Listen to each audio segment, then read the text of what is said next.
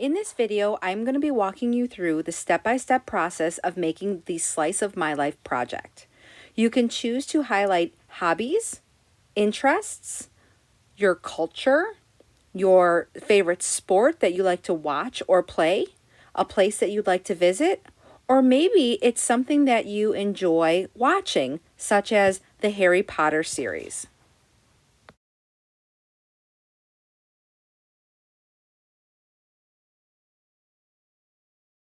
As with all of the projects, you need a sketch. A definite plan will help you in this process.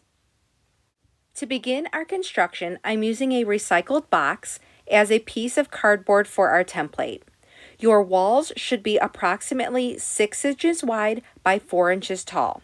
That will give you enough room to be able to do some really nice sculpting, but your piece will not be too big. In addition to the 4x6 rectangle, you will also need to make a 4x4 square. This will act as the back part of your cake. Once your shapes are drawn, then go ahead and cut them out using a pair of scissors. Try to really pay attention to cutting on those lines to make sure your measurements are correct. You're then going to need to cut out your triangle part for the top. I drew a 4-inch line. I divided that in half so I knew exactly where my middle was so that I can draw a dot and connect both of my sides so that my triangle was equal. It should be a 6 by 6 by 4-inch triangle. Now that you've cut out all your pieces, you'll need 1 triangle for the top, 2 rectangles for the sides, and 1 square for your back. If you'd like, you can cut out 2 triangles so that you not only have a top, but you also have a bottom. That second triangle is optional. I took a larger piece of clay from my bag and broke it down into a smaller chunk. I folded it in between a piece of fabric so that my rolling device does not stick. Because some of you are at home and not in the classroom, you're going to have to use whatever you can find. If you have a rolling pin in your house, that's best. But if you have a can of pop, you can definitely use that as a roller. You want to stick to about 1/4 inch thickness as far as your slabs. So when you roll out your piece of clay, again, you're rolling it into what's called a slab. It's a flat piece of clay, and you want it to be approximately 1/4 inch. The average pinky is about 1/4 inch thickness. You're going to take your template and put it on top of your piece of clay, but you are only going to press down lightly to begin with when you trace. You will then take your tool, dip it in water, and then carve deeper into that slab of clay. If you try to carve your shape out all at once, you're going to end up ripping the clay and not get really clean edges. When you're cutting out your shapes, you want to try to arrange them so that they both fit onto one slab so that you don't have to keep re-rolling the slab out for every shape. At this point, you're going to score all of your shapes so that you are prepared to connect your triangle to the rectangles. You can also, at this point, go ahead and roll out a coil because the coil will be added where any 2 walls meet. That'll make your structure very strong. You're probably also noticing that I am scoring the sides of my shapes, not the bottoms. You're going to want to score the sides of your walls in addition to the edges, because those pieces will connect together. If you end up scoring somewhere that you didn't want, it's not a big deal because you can go ahead later and smooth all those areas down. You're going to add a little bit of water or slip where you're going to join those 2 walls together. Use a little bit of pressure, and now you're going to add that coil. Again, the coil is going to go on the inside of where 2 walls meet. You're never going to see that coil, but it's going to give a lot of strength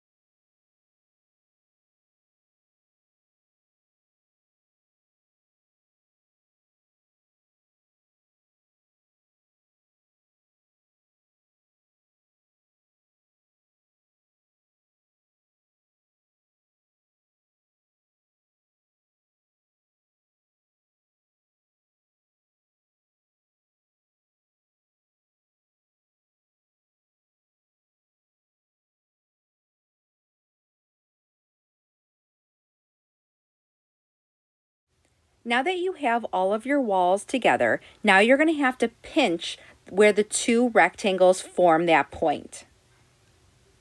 Because I know that some of you are working at home, a plastic butter knife is a great tool for blending that coil into the wall. This will give your structure a lot of support. Now there's a couple different ways to transfer imagery onto clay. The first one is to print out on computer paper a picture. You can go ahead and transfer that image by outlining the image with a pencil. Just make sure that you do not keep that piece of computer paper on your clay for too long, otherwise it will stick. A small amount of computer paper is not a big deal as it will burn off in the first firing. Again, you're going to want to take a needle tool or a sharp tool and just go lightly on top of your design first, and then keep going around that design deeper and deeper until it finally goes through. This will give you the cleanest edges. Otherwise, you will just rip the clay if you're trying to cut out an image all at the same time.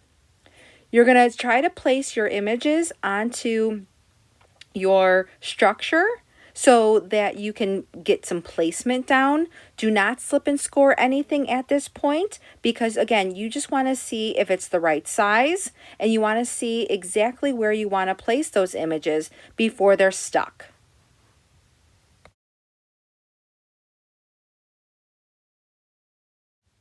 Once you're content where the images should go, then you're going to go ahead and again slip and score. This will make sure that both the piece that you're adding onto the flat surface will dry at the same time and they will not pop off as they start to shrink. I've chosen the sorting hat as my cake topper. I took some progress photos instead of recording a long video so that you can see how this sculpture came to life.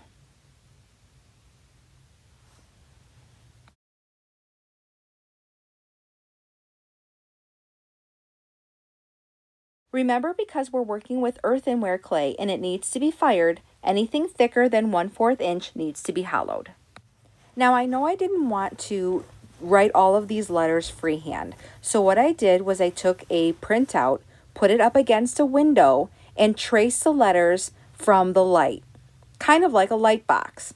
After I did that, I put the pencil side against the clay and I rubbed, and what you see is the lead will actually transfer right onto the clay. You can do this with any pencil that you have at home.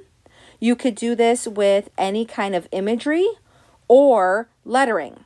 Just remember, because you want the lettering to look correct, you have to transfer or you have to trace over the letters backwards. Now I'm setting the sorting hat on top of my slice of life so that I can get the placement down and make sure that it's the right size. I'm going to take a tool and dig out some of the insides of those letters so that they look like they're engraved on the side of my wall. Now, because I didn't want the video to be super long, I went ahead and added some additional imagery onto this Ravenclaw side. I added the sorting hat straps to fill that empty spot in that top left side, and I'm going to go ahead and put the other strap to fill in the empty top part of the triangle.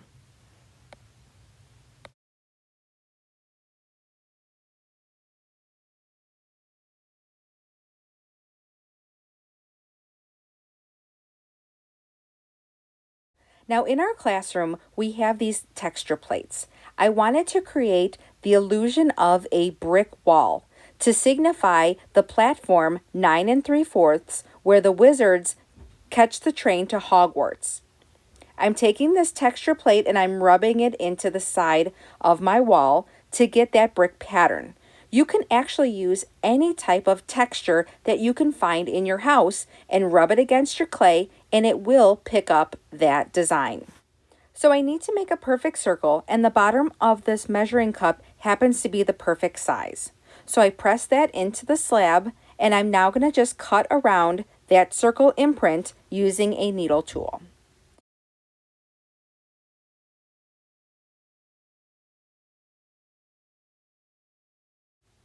Now that I've cut out my numbers, I want my design to have a raised edge. So I'm going to go ahead and slip and score a thin coil around those numbers so that they all stand out.